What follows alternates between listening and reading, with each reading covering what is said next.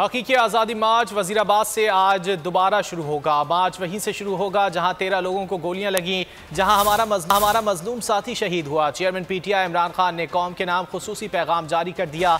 हकीकी आज़ादी मार्च में शिरकत की दावत, कहा वजीराबाद में ऑनलाइन खिताब करूंगा। पाकिस्तान बनने के बाद हकीकी आज़ादी मार्च सबसे बड़ी तहरीक है। कत्ल के मंसूबे का 2 माह पहले इल्म हो चुका था। जलसों में साजिश से पर्दा उठाया। कातिलाना हमला उसी स्क्रिप्ट का नतीजा था। कत्ल की मॉनिटरिंग करने वाले दूसरे शख्स का नाम भी बताऊंगा। इस्लामाबाद की जो मार्च थी, हकीकी आज़ादी की मार्च, जो हमारे ऊपर जो गोलियां चली वजीराबाद में, जिधर रुकी 13 लोगों को हम में से गोलियां लगी और एक मौसम शहीद हुए। इंशाल्लाह उसी जगह से हमारी मार्च शुरू हो रही है और 4:30 बजे मैं अपने लोगों से, वजीराबाद के लोगों से खिताब करूंगा।